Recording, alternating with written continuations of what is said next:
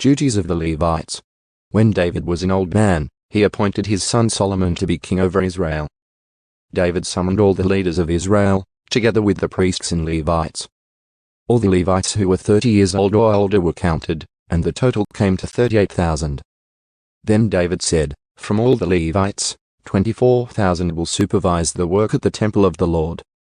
Another 6,000 will serve as officials and judges. Another 4,000 will work as gatekeepers. And 4,000 will praise the Lord with the musical instruments I have made." Then David divided the Levites into divisions named after the clans descended from the 3 sons of Levi, Gershon, Kohath, and Merari, the Gershonites. The Gershonite family units were defined by their lines of descent from Libny and Shimei, the sons of Gershon. 3 of the descendants of Libny were Jehiel the family leader, Zetham, and Joel. These were the leaders of the family of Libny. 3 of the descendants of Shimei were Shelomoth, Haziel, and Haran. 4 of the descendants of Shimei were Jahath, Ziza, Jeush, and Beeri. Jahath was the family leader, and Ziza was next. Jeush and Beeri were counted as a single family because neither had many sons. The Kahatites. 4 of the descendants of Kohath were Amram, Azar, Hebron, and Uzziel. The sons of Amram were Aaron and Moses.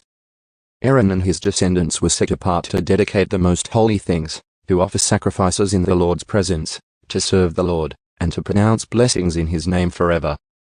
As for Moses, the man of God, his sons were included with the tribe of Levi.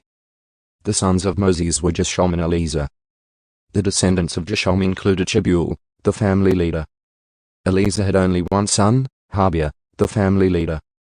Habiah had numerous descendants. The descendants of Azar included Shelomoth, the family leader.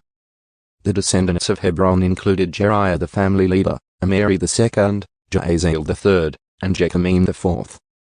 The descendants of Uzziel included Micah the family leader and Ishar the second. The Merarites. The descendants of Merari included Mili and Mushi. The sons of Mili were Eleazar and Kish. Eleazar died with no sons, only daughters. His daughters married their cousins, the sons of Kish. 3 of the descendants of Mushi were Mali, Ada, and Jeremoth. These were the descendants of Levi by clans, the leaders of their family groups, registered carefully by name. Each is to be 20 years old or older to qualify for service in the house of the Lord. For David said, "The Lord, the God of Israel, has given us peace, and he will always live in Jerusalem." Now the Levites will no longer need to carry the tabernacle and its furnishings from place to place. In accordance with David's final instructions, all the Levites 20 years old or older were registered for service. The work of the Levites was to assist the priests, the descendants of Aaron, as they served at the house of the Lord.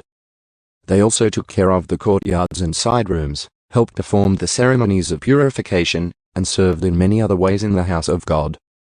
They were in charge of the sacred bread that was set out on the table, the choice flour for the grain offerings, the wafers made without yeast, the cakes cooked in olive oil, and the other mixed breads. They were also responsible to check all the weights and measures. And each morning and evening they stood before the Lord to sing songs of thanks and praise to him. They assisted with the burnt offerings that were presented to the Lord on Sabbath days, at new moon celebrations, and at all the appointed festivals.